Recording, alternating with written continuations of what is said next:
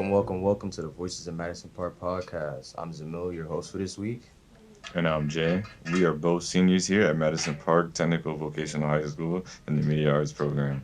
Yeah, and this is our 5th episode of season 1. If you missed the first 4, then go check them out.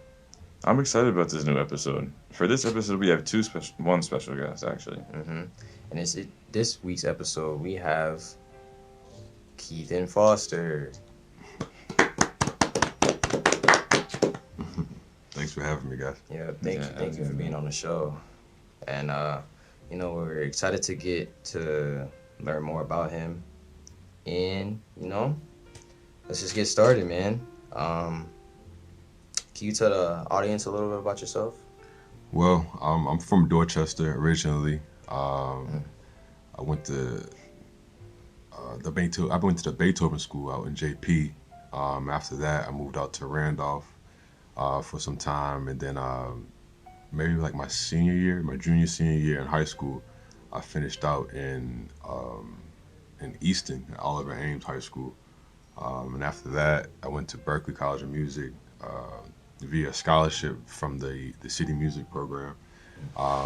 And ever since then, I've been on the road, just traveling with different artists and things like that, producing in the studio a lot. I've been rolling ever since. And you say you're from Dorchester.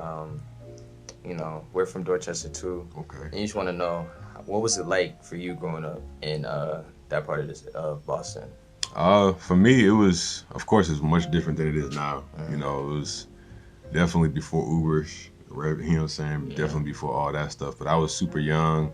I remember the school bus stop used to be like in the Franklin Park projects. You know what I'm saying? So I'm like 6, 7 years old, walking from home down Blue Hill. You know what I'm saying? Like, times are way different than it is now.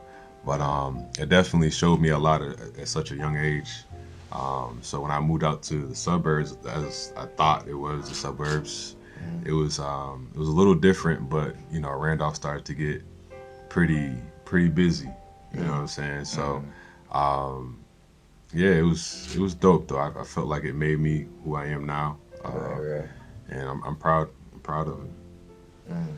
Well, in all that experience that you had, did anyone push you to get you to where you are now? For sure, my parents, my mom and my dad. My dad was a super hard worker. He's retired now.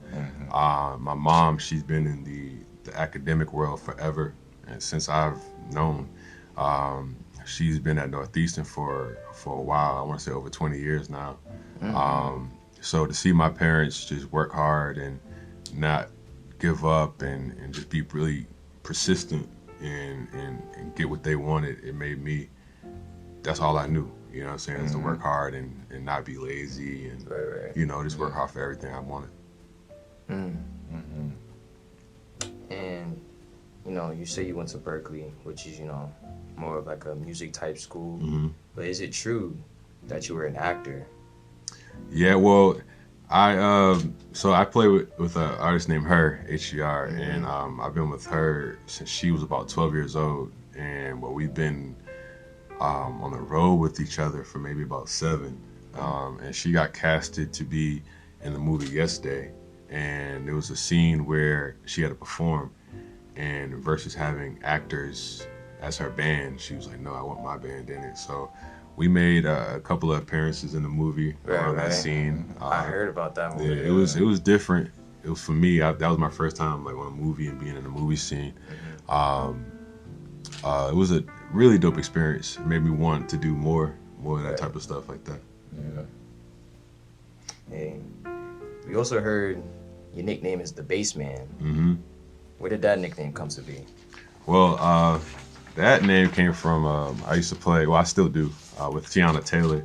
Tiana. And yeah. And I've been with her for over 10 years now too. And every time she would like introduce us on stage, she would say everybody's name by their first name, and she was like, "Yo, give it up for my man, Bassman."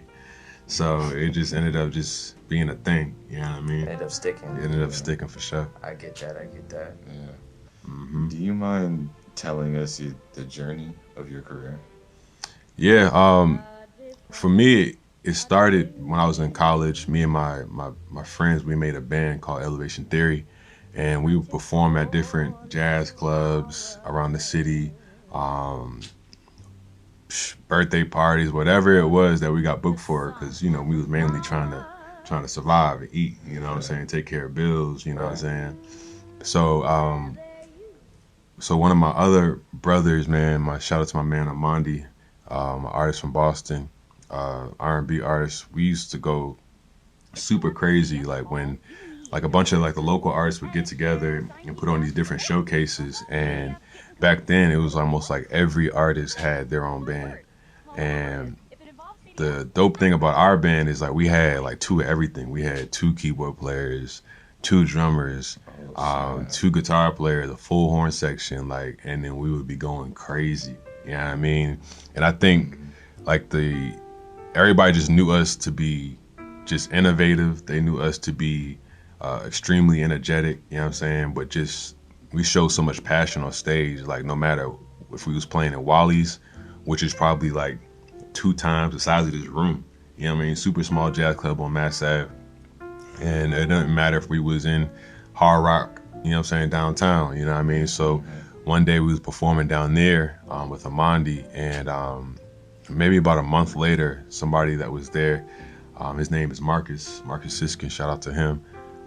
He had contacted us maybe about 2 months later and asked us if we was willing to go on a road with an artist named Jordan Knight. Jordan Knight is from New Kids on the Block, you know what I'm saying? That's a Beantown legend, you know what I mean? So it started there. We was on tour with Jordan for maybe about 2 years. And then that just transcended into us just meeting different people, networking. And from then on, I went from Jordan Knight to K. Michelle from Love and Hip Hop, and Tiana Taylor, Justine Skye, and I've known her, the artist her, for all that time. But she was just super young at the time, and when it became her turn to go crazy and shine, I've been with her ever since. Lil Baby's another one that I work with as well. Great. Yeah, I just did his tour this summer, which was dope because I'm normally, you know, in the R&B scene. Right. So working with him was pretty dope too. So yeah, now we back in the studio working on this next album with her and keeping it going. We heard, you know, well, we know that you play bass, you play instruments, you know, you're in the band. But what made you start producing? What made me start producing was honestly when I used to hang out at the studio, and I was a big fan of Marcus Miller. Marcus Miller is one of the GOATs when it comes to bass playing. And as I started digging in on the history of him, I found out that he was a producer for like Do the Right Thing and a bunch of Spike Lee movies. Right. So when I first found out about Marcus, I knew that he was a studio bass player. So in my mind, I'm like, yeah, I want to be a session bass player.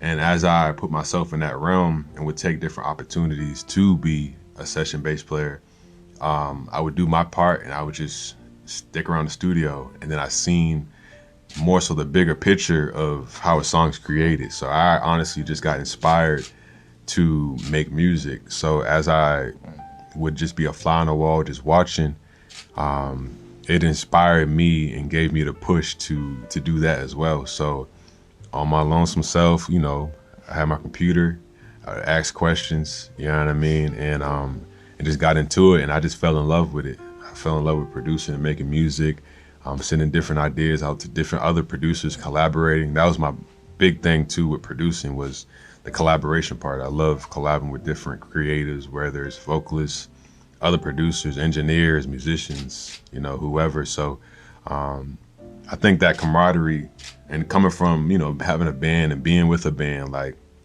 seeing it on the record business side of the collaboration really inspired me to do that. So that's my favorite part about producing, and that's why I started.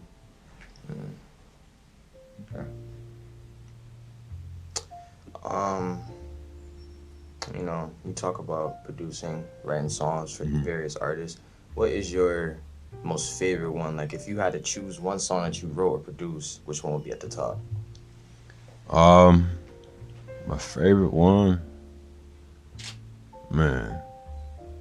My favorite one would probably be a song called "Low Key" that I did on Tiana's last album. And it's the reason why is because she got Erica Badu on it as well, and Erica's probably one of my favorite R&B artists. Yeah, I love Erica. So to be a part of a record with somebody that I really just love means a lot to me.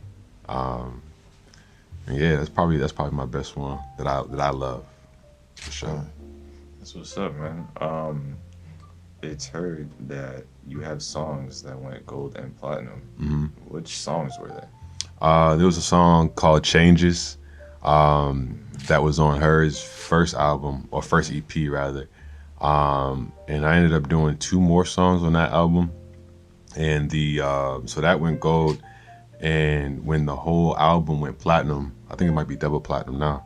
When it went platinum, I left Berkeley early, from just getting picked up and going on the road. Mm-hmm. So I didn't get a chance to get my my diploma, my degree from music school. So I always told myself, my first time when I get my first platinum plaque, I'm gonna give it to my mom, and that's gonna be my college degree. She can hang up on the wall. So when I got that, it was the her album that won a Grammy, that she got a Grammy for. I want to say the first year she got like 2-3 Grammys for that album. Yeah, those are the plaques. And you wouldn't go back to Berkeley, right? I feel like me going back to Berkeley now would be me to do what I feel like I've been called to do recently, is giving back to the younger generation. Right. I just want to come back and just spread like the real-time information, the real-time lessons that some may not be getting in school. You know what I'm saying? Because the music industry changes very so often. So if you're not so much in it, like the lessons won't really be in the books. Right. You know what I mean? So my goal recently in the past year with a couple of my homies is to really just stop pouring back into the youth. You know what I'm saying? So if I did come back to Berkeley, which I plan on too, it would be to come back on like a mentorship, right. type of vibe. Would you teach there though? Would I teach there? Give the young generation the knowledge that you've picked up. I would, but I have so much things going on. I don't know if I could commit to one thing like that. Like I would come in like, as like do like some master classes. You know what I'm saying? Right. Like maybe like a couple of master classes a semester. You know what I'm saying? Mm-hmm. Versus doing a whole 3 to 4 months and committing to that for a year. Like I feel like that would lock me in. I couldn't, because now I'm a musician. I tour a lot. But, with touring, I get to be in the studio. Then when I'm not in the studio touring, I get to do my nonprofit communities things and come, like I'm here now. You know what I'm saying? I get to come here. I think I feel like it would just lock me in too much. You know what I mean? But I would love to come back to the school that really paved the way for me and give back somehow. Yeah. Well, we were talking earlier, and you mentioned, you worked with Tiana Taylor, Erica Badu, obviously her, and you say you did a little stint with Lil Baby. And who would you say is the top 5 people you worked with? Top five. Her being my number one. That's like her and my little sister are the same age, so I've always looked at her as like, you know what I mean, like one of my little sis for sure. Tiana's another one. She's been super loyal to me and my guys for over a decade now. And another one would be Brian McKnight. Brian McKnight was my mentor who like taught me how to play bass. Has been working with Brian since maybe like 98. And I remember I got the opportunity to sub for him and fill in for a gig. And to me, it was kind of surreal because I remember being like a little kid, like, yo, like that's such a cool gig to have, and to get the opportunity to support him and fill in for him when he needed me to. That was a moment for me. Somebody else would be Wyclef. I did a record with Wyclef and Young Thug a few years ago, which was pretty dope. It was a really dope experience. One, because I got to do it with my cousin. My cousin's actually he's from Boston as well. Shout out to Marley Waters. We went to high school together as well. And my cousin been going crazy as a producer. We both signed to Sony Music Publishing, and to share that moment with him, with Wyclef and Young Thug, it was like a moment, you know what I mean? And that went gold. So, what number am I on? I'm on number 4? Yeah. One more. Shoot. I just shared a stage with Herbie Hancock. We did a show with the LA Philharmonic in LA, maybe about 3 to 4 weeks ago, and Herbie Hancock came out on the song with us.